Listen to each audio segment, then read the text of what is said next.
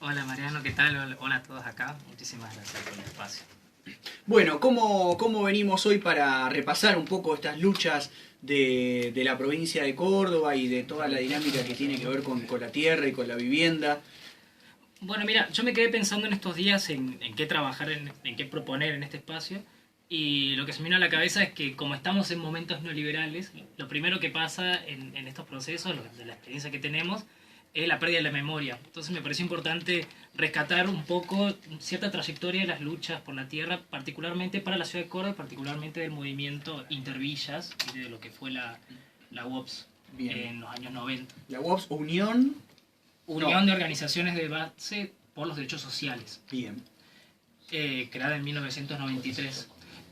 Quisiera primero comenzar un poquito por detrás y hacer como un planteo de inicio, que es que las ciudades son un proceso social de aglomeración, pero en ese proceso siempre los sectores populares son los sectores más dinámicos.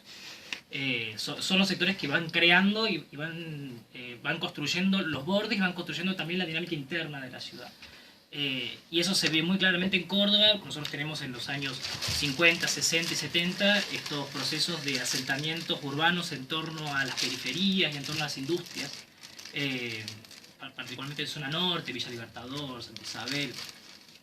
Y son asentamientos no planificados, primeramente son loteamientos de la municipalidad, loteamientos de privado y asentamientos no planificados. Este proceso fue muy dinámico en los años 50 y 60, y en los años 80 tenemos, en el contexto de la hiperinflación, una gran radicación de villas, más particularmente por la zona del canal del río interno de Córdoba, el Suquía. Y en esa época tenemos la primera experiencia de organización popular, que es la llamada Intervillas, que era una serie de reuniones que tenían para hablar particularmente de las cuestiones de las inundaciones y de los problemas que solían tener en el verano. Esto estamos hablando de los mediados de los años 80.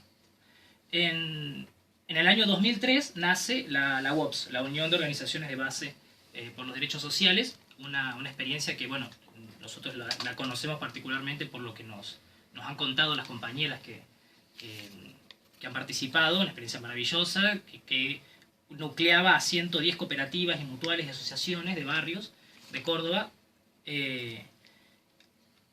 La UOPS consigue una fuerza de calle muy importante, una capacidad de movilización muy importante. Estamos hablando del año 93, estamos hablando de cambios importantes en la estructura política de movilización en Argentina. Plena ofensiva neoliberal. Estoy Plena ofensiva pensando neoliberal. porque todavía, digamos, no habían surgido los procesos de resistencia más a nivel de las provincias donde hubo puebladas, todo eso todavía.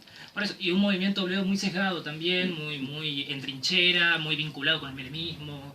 Entonces, en ese contexto nace este espacio muy autónomo de los barrios, que se empiezan a articular con una serie de ONGs vinculadas a la cuestión de hábitat. Esta también es la época en la cual la cuestión de hábitat consigue financiamiento internacional y existe toda una nueva lógica vinculada con el hábitat social en los principios de los 90. Este espacio consigue, por medio de la movilización, consigue crear la Mesa de Concertación de Políticas Sociales con el gobierno de la provincia de Córdoba. Estamos hablando de gestión radical, Ángel Oz y posteriormente Mestre, y con el municipio de Córdoba. Esto estamos hablando desde el año 93 al año 97. Funcionó este espacio y fueron los que definieron la política de hábitat. O sea, la definición de la política de hábitat estaba en el marco de esta mesa de concertación donde la UOPS era el actor central, conjuntamente con el gobierno de la provincia y con el municipio. Y ahí estamos hablando de unos 270 proyectos de hábitat vinculados con 70 barrios, todos barrios marginales, particularmente a la veda del río y de periferia. Este fue un momento muy importante para lo que es la organización popular en Córdoba y particularmente la lucha por la tierra.